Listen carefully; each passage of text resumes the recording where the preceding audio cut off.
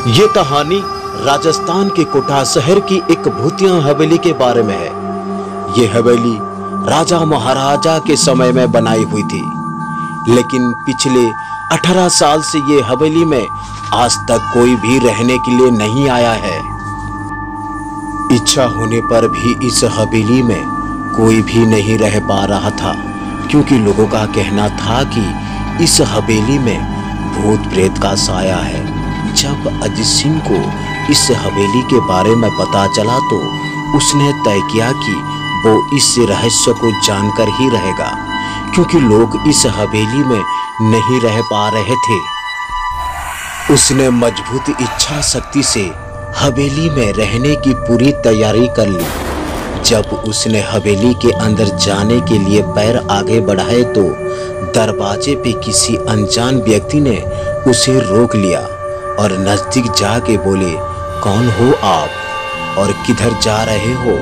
अजीत सिंह ने जवाब देने के बजाय उसने सामने सवाल किया, जी आप कौन? मेरा नाम अर्जुन सिंह है और मैं यही पास में ही रहता हूँ। अजीत सिंह ने कहा, ओह अच्छा, मैंने सुना है कि ये एक भूतिया हवेली है और यहाँ कोई नहीं रह पाता है, इसलिए मैं इस हवेली में एक दिन रुकने का फैसला किया है। अर्जुन सिंह ने कहा, जी हाँ, आपने सही सुना है और आप भी अंदर मत जाइए। मेरी मानो तो आप भी वापस लौट जाइए, यहाँ बहुत खतरा है। ये सुनकर अजीत सिंह खुश हो गया, जैसे उन्हें कोई लॉटरी लग गई हो।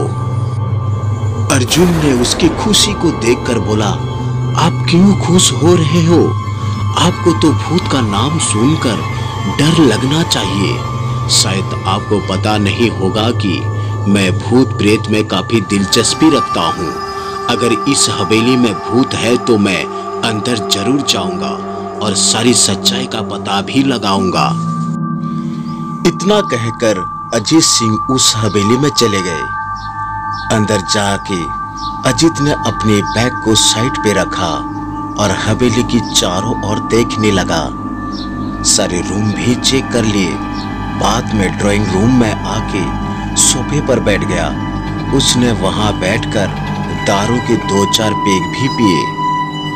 वहीं अचानक उस रूम में लाइट का एक बल्ब चालू बंद होने लगी, लेकिन अजीत ने उस पर ध्यान नहीं दिया।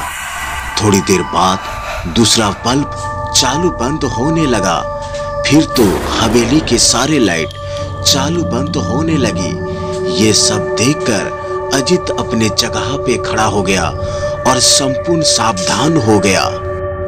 अचानक उसके सामने एक छोटा टेबल हवा में उड़ने लगा। करीबन 6 फुट हवा में ऊपर जाके गोल गोल घूमने लगा और बाद में अजीत की ओर तेजी से आने लगा। अजीत ने तुरंत ही अपने जगह बदल दी और दूसरी ओर चला गया और वो टेबल वहीं जाके गिरा जहां अजीत खड़ा था। अजीत कुछ समझ पाता उतने में सोफे की सीट उसकी ओर आने लगी। वो जल्द खड़ा हो गया और छलांग लगा के दूसरी ओर कूद गया, जिसके कारण सोफा दीवार को टकराया और अजीत बच गया। अचानक सब कुछ शांत हो गया। अजीत ने चारों ओर सतर्कता से देखा और बड़ी आवाज में बोला, तुम जो भी हो सामने आके बात करो। वही एक बड़ी परछाई उसके सामने आई। अजीत ने उस परछाई को देखकर बोला, कौन हो तुम और क्यों तुम मुझे मानना चाहते हो? परछाई बोला, तुम्हारी भूल के कारण। अजीत बोला, मेरी भूल? मैंने कौन सी भूल की? परछाई बोला, इस हवेली में आने की भूल। मैं किसी को भी इस हवेली में खुश नहीं देख सकता। अजीत बोला, लेकिन क्यों?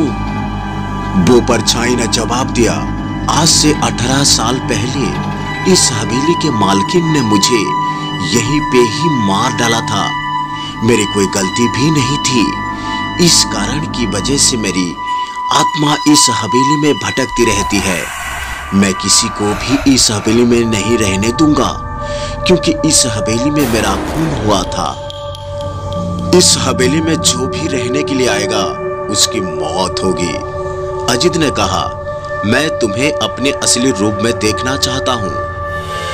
तुम्हें मारने से पहले मैं तेरी यही इच्छा अवश्य पूरी करूंगा। और उस परछाई ने एक भयानक रूप ले लिया। उसका चेहरा इतना भयानक था कि अजित भी एक क्षण के लिए डर गया था, लेकिन दूसरे क्षण में उसने अपने आप पर काबू पा लिया। बाद में इसने अपने जेब में से सफेद पाउडर निकाला और उस भूत के ऊपर फेंक दिया। भूत के ऊपर पाउडर पड़ते ही वो जलने लग गया। बड़ी बड़ी ज्वाला उठने लगी। वो बहुत जोर जोर से चिल्लाने लगा और बाद में पूरी तरह से जल गया।